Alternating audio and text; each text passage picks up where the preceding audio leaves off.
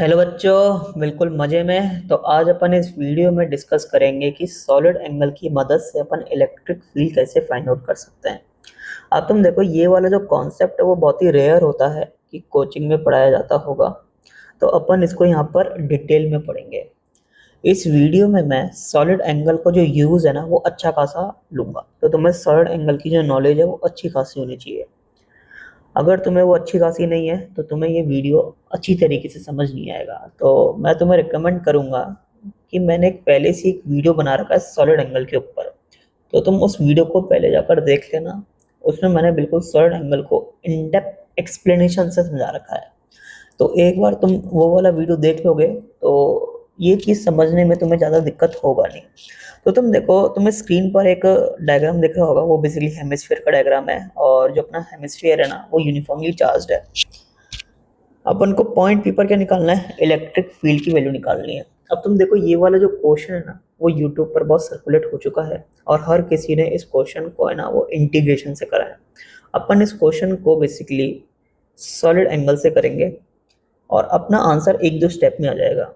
और अगर तुम इंटीग्रेशन से करना चाहोगे ना वो बहुत ही हेक्टिक इंटीग्रेशन बनता है और उसमें मैथमेटिक्स भी यूज़ होती है अच्छी खासी। तो मैं तो उसको प्रेफर करता नहीं हूँ। अपन तो सॉलिड एंगल से करेंगे, फटाफट अपना आंसर आ जाएगा। तो इस क्वेश्चन को चालू करने से पहले अपन को थोड़ा बहुत थ्योरी पढ़ना पड़ेगा, तो पहले उसको अपन पढ़ लेते हैं। तो तुम देखो, तुम्हें एक सरफेस दिख रहा होगा, ये सरफेस है। अब ये जो सरफेस है ना वो पॉइंट पी पर कितना सॉलिड एंगल सबटेंड कर रहा है ये मेरे को निकालना है। तो निकालने की कोशिश करते हैं यार। तो ये जो अपना सरफेस है वो पॉइंट पी पर कितना सॉलिड एंगल सबटेंड कर रहा है ये अपने को निकालना है। मतलब ये ओमेगा कितना है ये अपने को निकालना है। तो अब तुम देखो, मैं क्या कर रहा हूँ, मैं एक छोटा सा एरिया कंसिडर कर रहा हूँ। उस एरिया की जो वैल्यू है ना वो डी ए के बराबर है। मुझे पता है कि जो एरिया होता है ना वो वेक्टर क्वांटिटी होता है। तो अपना जो ये एरिया वेक्टर होगा वो सरफेस के क्या होगा, परपेंडिकुलर होगा। तो ये अपना क्या हो गया, डी ए वेक्टर हो गया। ठीक है। अब तुम देखो, ये जो अपने पास सरफेस है ना वो पॉइंट पी से आर डिस्टेंस दूर है। कितनी डिस्टेंस दूर है, आर डिस्टेंस दूर है। और मैं एक और चीज़ बोल रहा हूँ कि इस वाली लाइन के अलॉन्ग, किस वाली लाइन के अलॉन्ग, इस वाली लाइन के अलॉन्ग जो अपना यूनिट वेक्टर है उसको मैं आर कैप बोल रहा हूँ। ठीक है। मतलब ये वाली लाइन के अलॉन्ग जो अपना यूनिट वेक्टर होगा वो क्या होगा, आर कैप होगा। अब तुम देखो, ये वाला जो एंगल है इसको मैं थीटा बोल रहा हूँ। थीटा क्या है तुम्हारा, angle between D A vector and R cap. अब अपना ये छोटा सा एरिया जो पॉइंट पी पर जो सॉलिड एंगल सबटेंड करेगा वो कितना होगा, वो छोटा सा होगा और उसकी वैल्यू आएगी अपने पास D A vector dot R cap upon R square. ये कैसे आता है वो मैंने वीडियो में समझा रखा है, तो उसको जाकर तुम एक बार देख लो। अब तुम देखो, मुझे पता है कि जो अपना D A vector dot R cap है वो किसके बराबर होगा। तो डी ए वेक्टर का मैग्नीट्यूड, आर कैप का मैग्नीट्यूड इंटू कॉस थीटा, क्योंकि थीटा क्या है तुम्हारा, angle between D A vector and R cap. तो D A vector dot R cap अपना कितना आ जाएगा, तो डी ए वेक्टर का मैग्नीट्यूड कितना होगा, डी ए के बराबर होगा। आर कैप अपना यूनिट वेक्टर है तो इसका मैग्नीट्यूड कितना होगा, 1 होगा, और इंटू कॉस थीटा। तो D A vector dot R cap अपना आ रहा है डी ए कॉस थीटा के बराबर। ठीक है। तो जो अपना डी ओमेगा है जो कि D A vector dot R cap upon R square था, तो इसको मैं D A cos theta upon R square भी लिख सकता हूँ। यहाँ पर तुम देखो, यहाँ पर तुम देखो, जो अपने ये थीटा होता है ना वो एंगल होता है नॉर्मल और ऑफ नॉर्मल वाली लाइन के बीच का।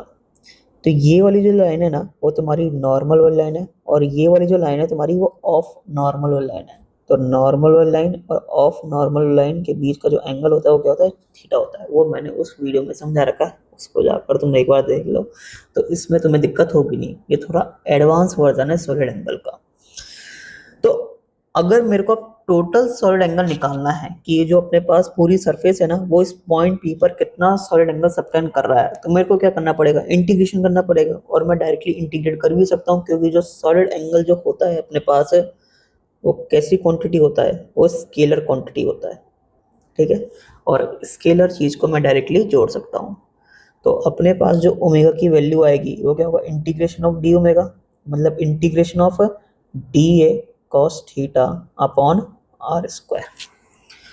तो ये वाला जो एक्सप्रेशन है वो ये रिप्रेजेंट करेगा कि ये जो सरफेस है वो अपना पॉइंट पी पर कितना सॉलिड एंगल सबटेंड कर रहा है, जो कि इसके बराबर होगा, ठीक है। अब तुम देखो, अब मेरे को ये फाइंड आउट करना है कि मान लो कि एक अपने पास सरफेस है, ठीक है, और उस सरफेस पर जो चार्ज है ना वो यूनिफॉर्मली डिस्ट्रीब्यूटेड है, मतलब बराबर बराबर एरिया पर बराबर बराबर चार्ज पाया जा रहा है, तो सिग्मा क्या है अपना यूनिफॉर्म है। अब इस सरफेस चार्ज के कारण जो पॉइंट पी पर जो इलेक्ट्रिक फील्ड का नॉर्मल वाला कंपोनेंट आएगा ना वो कितना होगा, ये मेरे को फाइंड आउट करना है। तो तुम देखो, एक तो तुम्हारे पास ये होगा जिसको मैं ई एन बोल रहा हूँ, और एक तुम्हारे पास ये है जिसको मैं ई एच बोल रहा हूँ। तो ई एन तो क्या हो गया अपने पास, normal component of electric field, और ई एच क्या हो जाएगा अपने पास, horizontal component of electric field. अब तुम देखो, मेरे को है ना बस ई एन की वैल्यू फाइंड आउट करनी है, ई एच की वैल्यू फाइंड आउट नहीं करनी है। मतलब मेरे को ई एन निकालने में इच्छा है, मेरे को ई एच निकालने में कोई इच्छा नहीं है, ठीक है। अब तुम देखो, बहुत सारी जगह ऐसा होगा कि जो अपना नेट इलेक्ट्रिक फील्ड है ना वो ई एन के बराबर होगा, मतलब वहां पर ई एच की वैल्यू जीरो आएगी। भाई जो अपना ई नेट होगा, मुझे पता है कि जो इलेक्ट्रिक फील्ड होता है वो वेक्टर क्वांटिटी होता है, तो वो ई एन और ई एच का बेसिकली वेक्टर समेशन होगा। अब तुम देखो, बहुत सारी जगह क्या होगा कि जो अपना ई एच वेक्टर है ना, इन जनरल जो अपन से जेई एडवांस में सवाल पूछे जाएंगे तो वहाँ पर ई एच वेक्टर कितना होगा अपने पास, नल वेक्टर होगा। तो जो अपने पास ई नेट वेक्टर आ जाएगा वो अपने पास ई एन वेक्टर के बराबर ही आ जाएगा, ठीक है। अब इसको मैं नॉर्मल कंपोनेंट क्यों बोल रहा हूँ, क्योंकि ये सरफेस के कैसा है, परपेंडिकुलर है, ठीक है। तो अपन को ई एन की वैल्यू निकालनी है, तो निकालने की अपन कोशिश करते हैं। तो तुम देखो, यहाँ पर मैं एक छोटा सा चार्ज मान रहा हूँ, या ऐसे बोलो मैं एक छोटा सा एरिया कंसिडर कर रहा हूँ, उस एरिया का जो वैल्यू है वो डी ए के बराबर है। तो इस छोटे से एरिया पर जो चार्ज पाया जाएगा वो भी छोटा सा होगा। तो उस छोटे से चार्ज को मैं क्या लिख सकता हूँ, बेसिकली सिग्मा डी ए, और इसको मैं पॉइंट चार्ज की तरह ट्रीट कर सकता हूँ। It can be treated as a point charge. अब इस पॉइंट चार्ज की वजह से पॉइंट पी पर जो इलेक्ट्रिक फील्ड आएगा वो ऑफ कोर्स सी बात है कि इस वाली लाइन के अलोंग ही आएगा और बाहर की तरफ आएगा, मतलब रेडियली आउटवर्ड डायरेक्शन में आएगा। तो करते हैं अपन यार, तो कुछ ऐसे आएगा अपना इलेक्ट्रिक फील्ड, ठीक है। और वो जो इलेक्ट्रिक फील्ड भी जो होगी, ये अपने पास जो इलेक्ट्रिक फील्ड भी जो होगी वो भी बहुत छोटी सी आएगी, क्योंकि चार्ज अपना बहुत ही छोटा सा है, ठीक है। तो अब तुम देखो, इस डी ई की वैल्यू मैं क्या लिखूंगा, तो मान लेता हूँ कि ये वाली जो अपने पास सरफेस है और ये वाला जो अपने पास पॉइंट है ना, इनकी बीच की दूरी कितनी है, आर के बराबर है। तो इलेक्ट्रिक फील्ड की वैल्यू क्या होगी, के डी क्यू अपॉन उनकी बीच की दूरी का स्क्वायर, सही है, मतलब के sigma D A upon R का स्क्वायर। अब तुम देखो, मेरे को क्या फाइंड आउट करना है, मेरे को तो ये फाइंड आउट करना है ना कि जो अपना ई एन कितना है। तब तुम देखो, मुझे पता है कि जो एरिया होता है ना वो एक वेक्टर क्वांटिटी होता है, तो मुझे पता है कि जो अपना एरिया वेक्टर होगा ना वो सरफेस के परपेंडिकुलर होगा, तो ये अपने पास डी ए वेक्टर हो गया, ठीक है। अब तुम देखो, जो अपना डी ए वेक्टर है और ये वाली जो लाइन है, जो अपना डी ए वेक्टर है और ये वाली जो लाइन है, इनके बीच में एंगल मैं थीटा मान लेता हूँ। कितना एंगल है, थीटा एंगल है, ठीक है। तो बाय डिफॉल्ट ये वाला एंगल भी कितना होगा, थीटा होगा। तो अब तुम देखो जो अपना En होगा वो क्या होगा, जो अपना En होगा मतलब normal component of electric field, वो क्या होगा, क्या वो इंटीग्रेशन ऑफ डी होगा, क्या वो इंटीग्रेशन ऑफ डीई वेक्टर होगा, क्या वो integration of D E cos theta होगा। भाई इंटीग्रेशन ऑफ डी तो पक्का नहीं होगा, ठीक है। Integration of D vector basically क्या देगा अपने को, नेट इलेक्ट्रिक फील्ड वेक्टर,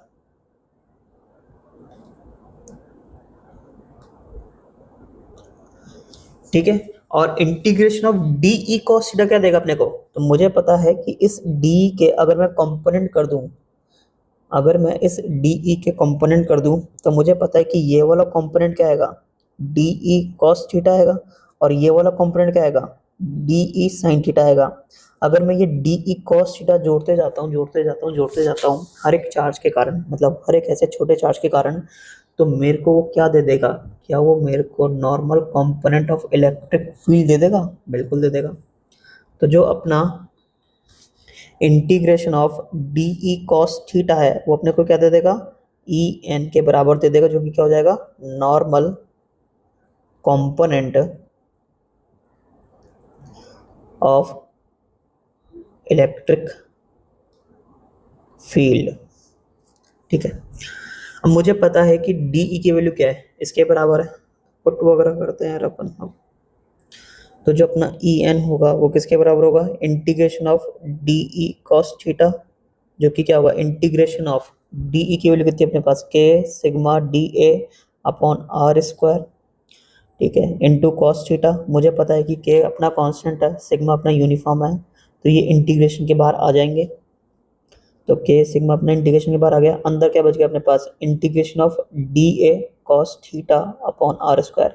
क्या integration of D A cos theta upon R square देखा दिखाई से लग रहा है, बिल्कुल देखा दिखाई से लग रहा है यार, यहीं पर तो देखा था, हाँ यहीं पर तो देखा था। तो integration of D A cos theta upon R square क्या देता है अपने को, सॉलिड एंगल देता है।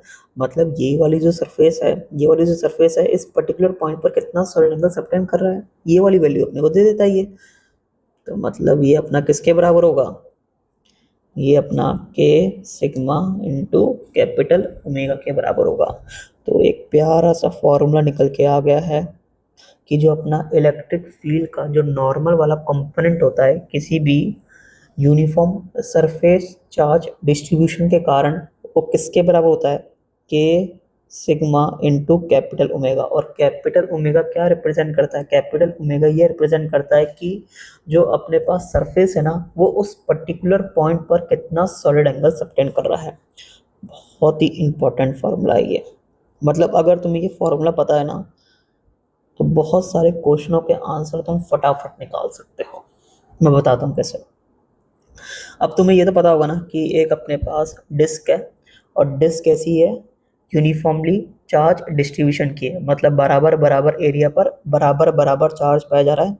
तो इस डिस्क के कारण इस पर्टिकुलर पॉइंट पी पर इलेक्ट्रिक फील्ड क्या होगा। अब ये पॉइंट पी कौन सा है बेसिकली, तो तुम देखो एक ही लाइन दिख रहा होगा तुम्हें, ये वाला जो लाइन है वो बेसिकली डिस्क के प्लेन के परपेंडिकुलर है और डिस्क के सेंटर से पास कर रहा है। इस लाइन को क्या बोलूँगा बेसिकली मैं, इस डिस्क की एक्सिस बोलूँगा। तो इस एक्सिस के किसी भी पॉइंट पर इलेक्ट्रिक फील्ड का फॉर्मूला क्या होगा, और ये अपने पास थीटा क्या है basically, semi vertical angle of the कोन। अभी तुम्हें कोन टाइप दिख रहा होगा, तो ये थीटा क्या होगा basically, half angle of the cone या semi vertical angle of the cone. तो अपने पास जो ये इलेक्ट्रिक फील्ड का जो फॉर्मूला आता है वो क्या होता है, और मुझे पता है कि जो मेरी नेट इलेक्ट्रिक फील्ड है वो अलोंग द एक्सिस ही होती है, ठीक है। और वो कितनी होती है, वो होती है अपने पास sigma upon 2 epsilon naught 1 minus cos theta. ये तुम्हें फॉर्मूला शायद पता होगा और ये तुमने इंटीग्रेशन से निकाला होगा पक्का। अब अपन इसको सॉलिड एंगल से निकालने की कोशिश करते हैं। तो तुम देखो अब मुझे क्या निकालना है, मुझे ये निकालना है कि इस सरफेस चार्ज के कारण, इस सरफेस चार्ज के कारण इस पॉइंट पर जो इलेक्ट्रिक फील्ड का जो नॉर्मल वाला कंपोनेंट है ना वो कितना होगा, और जो अपने पास नॉर्मल वाला कंपोनेंट है ना वो ही अपना नेट इलेक्ट्रिक फील्ड होगा। भाई नेट इलेक्ट्रिक फील्ड अपनी इसी डायरेक्शन में आ गई, और यही डायरेक्शन अपन का नॉर्मल वाला डायरेक्शन रिप्रेजेंट कर रहा है कि नहीं कर रहा, क्योंकि ये वाला डायरेक्शन अपना डिस्क के प्लेन के परपेंडिकुलर है। भाई अलोंग द एक्सिस है ना, क्योंकि तो मुझे पता है कि ये जो इलेक्ट्रिक फील्ड है अपना वो किसके बराबर होगा, के सिग्मा इंटू कैपिटल ओमेगा। ठीक है, अब ये मुझे पता है कि सॉलिड एंगल और सेमी वर्टिकल एंगल के बीच में रिलेशन क्या होता है। तो मुझे पता है कि जो अपना कैपिटल ओमेगा होगा वो 2 पाई 1 माइनस कॉस थीटा के बराबर होगा। थीटा के अपने पास semi vertical angle of the cone, तो ये रिलेशन अपन को पता होना चाहिए, वो मैंने वीडियो में समझा रखा है, तो देख लो वहाँ पर जाकर। तो क्या आ गई है, तो के को मैं किससे प्लेस कर सकता हूँ, 1/4 pi epsilon not into sigma, और कैपिटल ओमेगा की जगह क्या आ गया, 2 पाई 1 माइनस कॉस थीटा। तो तुम देख सकते हो ये अपना हो गया 2, तो ये आ रहा अपने पास sigma upon 2 epsilon naught 1 minus cos theta. देखो कितनी जल्दी सॉल्व हो गया, कोई इंटीग्रेशन का अपन ने यूज़ नहीं करा है, एक तो इस रिजल्ट का यूज़ करा है और एक इस रिजल्ट का यूज़ करा है, दोनों रिजल्ट बहुत ही बेसिक है, क्योंकि अब पढ़ रखा है अपन ने। भाई ये तो तुमने पढ़ ही रखा होगा पक्का, ये तो हर जगह पढ़ाया जाता है, ये तुम्हारे लिए नया है जो कि मैंने पढ़ा दिया अब। ठीक है, अब तुम देखो एक अपन क्वेश्चन करते हैं जो कि नॉर्मल वे में अगर तुम सॉल्व करना चाहोगे ना तो बहुत ही टफ पड़ जाएगा ये। तो तुम देखो एक अपने पास बेसिकली एक स्क्वायर शीट है, और ये जो अपने पास स्क्वायर शीट है ना वो यूनिफॉर्म चार्ज डिस्ट्रीब्यूशन की है, मतलब बराबर बराबर एरिया पर बराबर बराबर चार्ज पाया जा रहा है, मतलब सिग्मा अपना यूनिफॉर्म है। इस स्क्वायर शीट का जो साइड लेंथ है ना वो ए के बराबर है। अब एक लाइन है जो कि स्क्वायर शीट के प्लेन के क्या परपेंडिकुलर है और स्क्वायर शीट के सेंटर से पास कर रही है। ठीक है, तो ये वाली लाइन क्या हो जाएगी, बेसिकली इस स्क्वायर शीट की एक्सेस हो जाएगी। अब तुम देखो स्क्वायर शीट के सेंटर से a/2 डिस्टेंस दूर एक एक्सिस पर एक पॉइंट है, बेसिकली पॉइंट P। तो इस पॉइंट P पर मेरे को क्या निकालना है, इलेक्ट्रिक फील्ड निकालना है इस स्क्वायर शीट के कारण। तो निकालने की अपन कोशिश करते हैं। तो तुम देखो मुझे पता है कि इस पॉइंट P पर जो अपन का नेट इलेक्ट्रिक फील्ड होगा वो अलोंग द एक्सिस ही होना चाहिए भाई, और यही अपना क्या होगा, normal component of the electric field भी होगा यार, क्योंकि ये तुम्हारे स्क्वायर शीट के प्लेन के परपेंडिकुलर है ना। तुम्हारा यहाँ पर कोई भी इस डायरेक्शन के अलोंग इलेक्ट्रिक फील्ड का कंपोनेंट नहीं आएगा ड्यू टू सिमेट्री। ठीक है, जो भी कंपोनेंट आएगा वो अलोंग द एक्सिस ही होगा। तो ये अपना क्या होगा, basically normal component of electric field. सही है, तो अब तुम देखो यार जो अपन का ई का फॉर्मूला होगा वो किसके बराबर होगा, के सिग्मा इंटू कैपिटल ओमेगा के बराबर होगा। तो मतलब मेरे को ये फाइंड आउट करना है कि ये जो स्क्वायर शीट है ना वो इस पॉइंट पी पर कितना सॉलिड एंगल सबटेन कर रही है। ठीक है भाई, तो अपन फाइंड आउट करने की कोशिश करते हैं। तो तुम देखो इधर तुम्हें एक क्यूब दिख रहा होगा एक, ठीक है, जिसका साइड लेंथ ए है। तो मतलब ये अपने पास वो स्क्वायर शीट थी, ठीक है, जिसका साइड लेंथ ए है। स्क्वायर शीट के सेंटर से एक लाइन पास करिए जो कि स्क्वायर शीट के प्लेन के परपेंडिकुलर है, और वो स्क्वायर शीट के सेंटर से a/2 डिस्टेंस दूर है। तो मतलब वो इस क्यूब का क्या हो गया, बॉडी सेंटर हो गया। आ रहा है तुम्हें समझ। अब तुम्हें पता है कि कोई भी जो क्लोज सरफेस होती है, कोई भी जो क्लोज सरफेस होती है, तो उस क्लोज सरफेस के अंदर मैं कोई से भी पॉइंट ले लूँ, मतलब कोई से भी एक इंटरनल पॉइंट ले लूँ, तो वो जो क्लोज सरफेस है ना उस इंटरनल पॉइंट पर जो सॉलिड एंगल सबटेंड करेगी ना वो बेसिकली 4 पाई स्टेरेडियन होगी। और ये मैंने बिल्कुल बढ़िया तरीके से समझा रखा है उस वीडियो में। ठीक है, तो ये अपने पास एक बंद डब्बा टाइप है, ट्यूब है बेसिकली। तो इस पॉइंट पर वो जो सॉलिड एंगल सबटेंड करेगी वो कितना होगा, बेसिकली 4 पाई स्टेरेडियन होगा। अब मुझे पता है ड्यू टू सिमेट्री, मुझे पता है कि जो क्यूब होता है ना उसके पास 6 फेसेस होती हैं। ठीक है, अब ड्यू टू सिमेट्री मतलब ये वाला जो अपना बॉडी सेंटर वाला पॉइंट होगा वो हाईली सिमेट्रिक होगा हर फेस के लिए, highly symmetric for every face. तो मैं ऐसे बोल सकता हूँ ना कि जो हर एक फेस है, मतलब हर एक फेस इस पॉइंट पर जो सॉलिड एंगल सबटेंड कर रहा है वो सेम कर रहा है भाई, क्योंकि हाईली सिमेट्रिक पॉइंट है ये। अब मुझे पता है कि टोटल सॉलिड एंगल ये कितना सबटेंड कर रहा है, 4 पाई स्टेरेडियन। और कितनी फेसेस के कॉरस्पॉन्डिंग ये है, 6 फेसेस के कॉरस्पॉन्डिंग है, तो 1 फेस के कॉरस्पॉन्डिंग कितना सॉलिड एंगल आएगा, 4π/6 स्टेरेडियन, मतलब 2π/3 स्टेरेडियन एक फेस के कॉरस्पॉन्डिंग। मतलब ये वाला जो फेस है ना, वो इस पॉइंट पर जो सॉलिड एंगल सबटेंड करेगा वो 2π/3 होगा। हो गया सॉल्व, खत्म क्वेश्चन। अपन ने क्वेश्चन का मर्डर कर दिया, कोई इंटीग्रेशन का यूज नहीं करा है। तो 1/4πε0 इंटू सिग्मा, और कैपिटल ओमेगा की जगह क्या आ जाएगा अपने पास, 2π/3। मेरे हिसाब से हो जाएगा ये σ/6ε0। क्वेश्चन का अपन ने मर्डर कर दिया, बिल्कुल लिटरली मर्डर कर दिया है। अब तुम देखो, एक और अपने पास क्वेश्चन है। तो इस क्वेश्चन में एक अपने पास हेमिस्फीयर है, ठीक है, और हेमिस्फीयर पर जो चार्ज है ना वो यूनिफॉर्मली डिस्ट्रीब्यूटेड है। मतलब जो अपने पास ये सिग्मा है ना वो यूनिफॉर्म है, बराबर बराबर एरिया पर बराबर बराबर चार्ज पाया जा रहा है।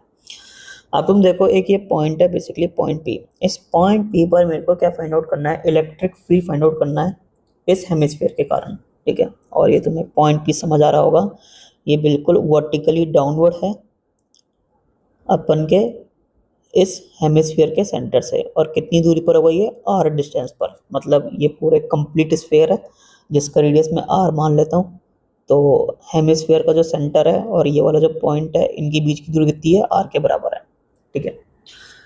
तो अपन को इलेक्ट्रिक फील्ड फाइंड आउट करना है, मैं सॉलिड एंगल से फाइंड आउट कर लूंगा। देखो, तो तुम देखो, अब ये तो तुम्हें पता होगा ना, ये जो तुम्हारा पॉइंट पी पर इस हेमिस्फीयर के कारण, इस हेमिस्फीयर के कारण इस पॉइंट पी पर जो इलेक्ट्रिक फील्ड आएगी वो ऑफकोर्स सी बात है, वो ऑफकोर्स सी बात है अपनी इस डायरेक्शन में आनी चाहिए electric field, due to symmetry. भाई सिमेट्री के कारण इस पॉइंट पर जो इलेक्ट्रिक फील्ड है वो अपनी इसी डायरेक्शन में आएगी ना। भाई तुम देखो, तुम एक चार्ज ले लो ये वाला, तो इस चार्ज के कारण जो इलेक्ट्रिक फील्ड है वो कुछ ऐसी होगी, बिल्कुल सिमेट्रिक वे में। यहाँ पर भी एक चार्ज हो, इस चार्ज के कारण इलेक्ट्रिक फील्ड ऐसे होगी, तो इसके कारण तो ऐसे, इसके कारण ऐसे। मुझे पता है कि नेट कैसे आएगी, ऐसे आएगी, क्योंकि ये वाले कंपोनेंट्स क्या हो जाएंगे, कैंसिल आउट हो जाएंगे, और ये वाले कंपोनेंट्स क्या हो जाएंगे, जुड़ जाएंगे। तो जो अपनी नेट इलेक्ट्रिक फील्ड है वो तो अपनी ऐसी होनी चाहिए। मतलब तुम ऐसे बोल सकते हो कि ये वाली जो लाइन है, ये वाली जो लाइन है वो बेसिकली हेमिस्फीयर की एक्सिस है, ठीक है। तो इस वाले पॉइंट पर जो तुम्हारे हेमिस्फीयर के कारण जो इलेक्ट्रिक फील्ड होगी वो रेडियली आउटपुट होनी चाहिए, वो अलोंग द एक्सिस ही होनी चाहिए। और ये वाली जो इलेक्ट्रिक फील्ड है तुम्हारा, वो normal component of electric field ही है, जो ही अपना क्या है, नेट इलेक्ट्रिक फील्ड है। और मुझे पता है कि जो अपना ई एन है वही अपना ई नेट है, जो कि किसके बराबर होगा, के सिग्मा इंटू कैपिटल ओमेगा। तो मेरे को तो बस ये निकालना है कि ये जो हेमिस्फीयर है ना वो इस पॉइंट पी पर कितना सॉलिड एंगल सबटेंड कर रहा है, ठीक है। तो निकालने की कोशिश करते हैं अपन। तब तुम देखो, ये अपने पास उस हेमिस्फीयर का सर्कुलर बेस है, ठीक है। अब तुम देखो, ये जो अपने पास सर्कुलर बेस इस पॉइंट पी पर जो सॉलिड एंगल सबटेंड करेगा, और ये जो अपने पास हेमिस्फीयर इस पॉइंट पी पर जो सॉलिड एंगल सबटेंड करेगा ना, वो सेम होना चाहिए। इसका रीजन मैंने उस वीडियो में बता रखा है बढ़िया तरीके से, फिर भी मैं एक बार बताना चाहता हूँ तुम्हें। तुम कोई सी भी लाइन बना लो, ठीक है, अगर ये लाइन तुम्हारे इस सर्कुलर फेस को काट रही है ना, तो वो तुम्हारे हेमिस्फीयर को भी काट रही होगी। तुम ये वाली लाइन बनाओ, ये तुम्हारे सर्कुलर फेस को भी नहीं काट रही है और ना ही हेमिस्फीयर को काट रही है। तो अगर कोई लाइन अगर मैं बना रहा हूँ जो कि अगर सर्कुलर फेस को काट रही है तो हेमिस्फीयर को भी काट रही होगी। तो नंबर ऑफ लाइंस मेरे 3D में अगर ऐसी सेम है, तो जो मेरा सॉलिड एंगल जो सबटेंड होगा ना इस सर्कुलर फेस के कारण और इस हेमिस्फीयर के कारण इस पॉइंट पी पर, वो भी क्या होगा, सेम होगा, ठीक है। और ये मुझे पता है, ये मुझे पता है कि सर्कुलर फेस के कारण इस पॉइंट पर कितना सॉलिड एंगल सबटेंड होगा, ये बहुत आसान है निकालना। तो निकालने की अपन कोशिश करते हैं। तब तुम देखो, ये अपना आर के बराबर होगा, ये भी अपना आर के बराबर होगा, ये भी अपना आर के बराबर होगा, ठीक है। मैं इस वाले पॉइंट को और इस वाले पॉइंट को एक लाइन के थ्रू जॉइन कर देता हूँ, मैंने जॉइन कर दिया। मैं इस वाले पॉइंट को और इस वाले पॉइंट को एक लाइन के थ्रू जॉइन कर देता हूँ, मैंने कर दिया। अब तुम्हें ये जो मिल रहा है ना, ये क्या है, बेसिकली कोन है, और ये कोन का क्या होगा, सेमी वर्टिकल एंगल होगा। तो मुझे पता है कि ये आर है, ये भी आर है, ये 90 डिग्री है, तो ऑफ कोर्स सी बात, ये 45 डिग्री होना चाहिए, और ये भी कितना होना चाहिए, 45 डिग्री होना चाहिए। तो ये अपने पास 45 डिग्री है, ये अपने पास कितना है, 45 डिग्री है। अब अपन को तो ये निकालना है ना कि ये जो अपने पास सर्कुलर फेस है, इस पॉइंट पर कितना सॉलिड एंगल सबटेंड कर रहा है, निकालने की कोशिश करते हैं। तो ओमेगा की वैल्यू क्या होगी अपने पास, 2 पाई 1 माइनस कॉस थीटा, और यहाँ पर थीटा क्या होगा अपने पास, सेमी वर्टिकल एंगल, जो कि कितना है अपने पास 45 डिग्री है। मतलब 2 पाई 1 माइनस कॉस 45 कितना आ गया ये, 2 पाई 1 माइनस 1/√2। तो ये अपना क्या होगा, बेसिकली सॉलिड एंगल होगा। तो बस पुट कर दो, हो गया solve. 1/4 pi epsilon not into sigma into capital omega कितना आ रहा है अपने पास, 2 पाई 1 माइनस 1/√2। तो मेरे हिसाब से ये तो हो गया अपने पास 2, यार अपने पास कितना, sigma upon 2 epsilon naught 1 minus 1/√2। ये अपना इलेक्ट्रिक फील्ड है इस हेमिस्फीयर के कारण इस पॉइंट पर। कोई इंटीग्रेशन का यूज नहीं करा अपन ने, सॉलिड एंगल की मदद से निकाल लिया। चलो अब अपन अपने क्वेश्चन पर आ जाते हैं, जो बहुत ही फेमस है, तो इसको भी अपन सॉलिड एंगल की मदद से करते हैं। तो ये अपने पास हेमिस्फीयर है, हेमिस्फीयर यूनिफॉर्मली चार्ज है, मतलब बराबर बराबर एरिया पर बराबर बराबर चार्ज पाया जा रहा है। अब ये पॉइंट बेसिकली पॉइंट पी है, इस पॉइंट पी पर तुम्हें क्या फाइंड आउट करना है, इलेक्ट्रिक फील्ड फाइंड आउट करना है, और ये हाईली सिमेट्रिक पॉइंट है। अब ये तो तुम्हें पता होगा ना कि पॉइंट पी पर जो इलेक्ट्रिक फील्ड है वो तुम्हारी इस डायरेक्शन में होनी चाहिए, ठीक है। मतलब ये वाली जो लाइन होगी वो तुम्हारे इस हेमिस्फीयर की एक्सिस होगी, तो अलोंग द एक्सिस होनी चाहिए और बाहर की तरफ होनी चाहिए, रेडियली आउटवर्ड डायरेक्शन में। ये जस्ट आउटसाइड वाला पॉइंट है, ठीक। तो अब तुम देखो, इलेक्ट्रिक फील्ड अपन को फाइंड आउट करना है, तो फाइंड आउट करने की अपन कोशिश करते हैं। तो अब तुम देखो, ये अपने पास वो ओरिजिनल हेमिस्फीयर था, इस हेमिस्फीयर के कारण अपन को पॉइंट पी पर इलेक्ट्रिक फील्ड फाइंड आउट करना है। अब तुम देखो, इसको मैं सिस्टम 1 बोल रहा हूँ और इसको मैं सिस्टम 2 बोल रहा हूँ। अब मैं बोलना चाह रहा हूँ कि सिस्टम 1 के कारण और सिस्टम 2 के कारण जो अपनी इलेक्ट्रिक फील्ड है ना पॉइंट पी पर, वो सेम होनी चाहिए। मैं समझाता हूँ कैसे। तुम क्या करो, इस स्फीयर को पूरा कंस्ट्रक्ट कर लो, मतलब इसको एक कंप्लीट स्फीयर में बना लो। तो स्फीयर को अपन ने पूरा बना लिया है, ठीक है। स्फीयर का जो सरफेस चार्ज डेंसिटी है वो अपना सिग्मा के बराबर है, ठीक है।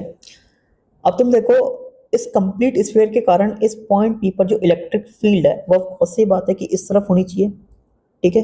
अभी जो इलेक्ट्रिक फील्ड है उसमें जो कंट्रीब्यूशन आएगा वो अपन का इस ऊपर वाले हेमिस्फीयर और नीचे वाले हेमिस्फीयर के कारण आएगा, ठीक है। इस ऊपर वाले हेमिस्फीयर के कारण भी इलेक्ट्रिक फील्ड अपनी इस तरफ होगी और नीचे वाले हेमिस्फीयर के कारण भी इलेक्ट्रिक फील्ड अपनी इस तरफ होगी, ड्यू टू सिमेट्री, ठीक है। क्योंकि ये वाला जो पॉइंट है बेसिकली इन दोनों हेमिस्फीयर की एक्सिस पर लाई कर रहा है, ठीक है। तो मैं ऐसे बोल सकता हूँ ना कि इस वाले पॉइंट पर जो इलेक्ट्रिक फील्ड है उसको मैं क्या लिख सकता हूँ, E1 प्लस E2। E1 किसके कारण है, ऊपर वाले हेमिस्फीयर के कारण है। E2 किसके कारण है, नीचे वाले हेमिस्फीयर के कारण है।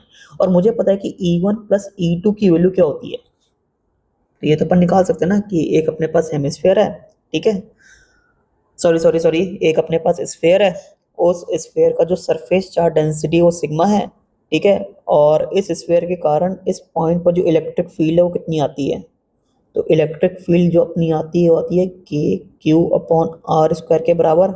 मतलब के क्यू की जगह क्या आ जाएगा, अपना क्यू की जगह आ जाएगा sigma into 4 pi R square upon R square से आर स्क्वायर निपटा। चलो के की वैल्यू पुट कर देते हैं, 1/4 pi epsilon not into sigma into 4 पाई। 4 पाई से 4 पाई गया, कितना आ रहा है ये, सिग्मा अपॉन एप्सिलॉन नॉट। तो ये अपना इलेक्ट्रिक फील्ड होगा एक कंप्लीट स्फीयर के कारण इस पॉइंट पी पर। तो मुझे पता चल गया कि E1 प्लस E2 की जो वैल्यू होगी कितनी होगी, सिग्मा अपॉन एप्सिलॉन नॉट, ठीक है भाई। और मुझे पता है कि इस पॉइंट पर नीचे वाले स्फीयर के कारण, मैंने क्या बोल दिया यार, मैं ये बोलना चाह रहा हूँ कि मेरे को पता है कि इस पॉइंट पी पर इस नीचे वाले हेमिस्फीयर के कारण कितनी इलेक्ट्रिक फील्ड होगी। ये तो अपन अभी निकाले ही है ना यार, ये देखो निकाले ही है ना कि मतलब ये वाले हेमिस्फीयर के कारण इस पॉइंट पर कितनी इलेक्ट्रिक फील्ड होगी। तो ये अपना इसके बराबर है, जो कि कितना है, sigma upon 2 epsilon not bracket में 1 माइनस 1/√2। तो कितना होगा ये, तो अपने पास जो E2 की वैल्यू आ रही है कितनी आ रही है, सिग्मा अपॉन 2 एप्सिलॉन नॉट 1-1/√2। तो ये अपने पास E2 की वैल्यू है। अपन को तो E1 की वैल्यू निकालनी है, तो निकालने की कोशिश करते हैं। तो इस पूरे सिस्टम का मैं इस सिस्टम से इलेक्ट्रिक फील्ड को सेपरेट कर देता हूँ। तो मेरे को जो इलेक्ट्रिक फील्ड मिलेगी वो इस सिस्टम के कारण मिलेगी। बहुत ही आसान सा बात है। तो जो अपना E1 होगा वो किसके बराबर होगा, E1 plus E2 minus E2 के बराबर होगा। मुझे पता है कि जो E1 प्लस E2 कितना है, सिग्मा अपॉन एप्सिलॉन नॉट है, और E2 की वैल्यू कितना है, सिग्मा अपॉन 2 एप्सिलॉन नॉट है, 1-1/√2। मेरे हिसाब से सॉल्व करने पर ये वाली जो वैल्यू आएगी कितनी आएगी, आएगी sigma upon 2 epsilon not plus sigma upon 2√2 epsilon not. तो ये अपने पास क्या आ गया बेसिकली, ये जो ऊपर वाला हेमिस्फीयर था, मतलब ये वाला जो हेमिस्फीयर है, इस हेमिस्फीयर के कारण इस पॉइंट पी पर इलेक्ट्रिक फील्ड, मतलब जो अपन का ओरिजिनल क्वेश्चन था वो सॉल्व हो चुका है। कोई इंटीग्रेशन का यूज नहीं करा है, सॉलिड एंगल की मदद से अपन ने आंसर निकाल लिया है। अब मैं एक होमवर्क क्वेश्चन लाया हूँ तुम्हारे लिए, ठीक है, चेस बोर्ड प्रॉब्लम है। तो मैं तुम्हें बता देता हूँ इसमें है क्या बेसिकली। तो ये अपने पास चेस बोर्ड है, ठीक है। तो ये जितने भी वाइट वाले तुम्हारे पास दिख रहे हैं ना, यहाँ पर कोई भी चार्ज नहीं है, और ये ऑरेंज वाले पर चार्ज है। और यहाँ पर जो ऑरेंज वाले पर जो चार्ज है ना, यहाँ पर जो सरफेस चार्ज डेंसिटी तुम्हारी सिग्मा है। यहाँ पर सिग्मा, यहाँ पर सिग्मा, यहाँ पर सिग्मा, यहाँ पर सिग्मा, यहाँ पर सिग्मा, यहाँ पर सिग्मा। लेकिन व्हाइट वाले पोर्शन पर कोई भी चार्ज नहीं, वहाँ पर सिग्मा कितना है तुम्हारा, 0 के बराबर है। अब एक लाइन ले रहे हो तुम, जो कि स्क्वायर प्लेन के, मतलब इस चेस बोर्ड के परपेंडिकुलर है, और उस चेस बोर्ड के सेंटर से पास कर रहा है। और जो तुम्हारा चेस बोर्ड है ना, वो बेसिकली मान लो कि वो एक स्क्वायर शीट की तरह है, जिसका साइड लेंथ कितना है, 2a के बराबर है, ठीक है। अब तुम स्क्वायर शीट के सेंटर से इस लाइन पर a डिस्टेंस दूर गए। ये वाली जो लाइन है वो तुम्हारी स्क्वायर शीट के परपेंडिकुलर है और स्क्वायर शीट के सेंटर से पास करिए, यहाँ से ये a डिस्टेंस तुम दूर गए। तो इस पॉइंट P पर तुम्हें क्या निकालना है, इलेक्ट्रिक फील्ड निकालना है। देखो ये वाला क्वेश्चन है ना, मैंने करवा दिया है, ये वाला, ये देखो, ये वाला ही क्वेश्चन है, बस ये पूरा यूनिफॉर्मली चार्ज था। अब इसमें पूरा नहीं है, आधा चार्ज है, ऐसा तुम समझ सकते हो। तो आंसर तो मैं तुम्हें बता देता हूँ, सिग्मा अपॉन 12 एप्सिलॉन नॉट होगा इसका आंसर। अब क्यों होगा वो तुम सोचना, आंसर मैंने बता दिया। वैसे मैंने लिख रखा है यहाँ पर कि तुम्हें आंसर कमेंट करना है कमेंट बॉक्स में, वैसे तुम्हें बता दिया मैंने आंसर क्या होगा, सिग्मा अपॉन 12 एप्सिलॉन नॉट। जो तुम्हारा ओरिजिनल क्वेश्चन था ना, जो मैंने पहले करवाया था, उसका जस्ट आता होगा। अब इसको सोचना तुम कि ऐसा क्यों है। अगर नहीं सोच पा रहे हो तो कमेंट बॉक्स में टाइप करना, मैं जल्दी से जल्दी रिप्लाई करने की कोशिश करूंगा। मुझे उम्मीद है कि तुम्हें ये सब चीज़ें बहुत ही बढ़िया तरीके से समझ आई होगी, मतलब इससे ज़्यादा डिटेल एक्सप्लेनेशन इस कॉन्सेप्ट पर नहीं है। चलो ठीक है, थैंक यू।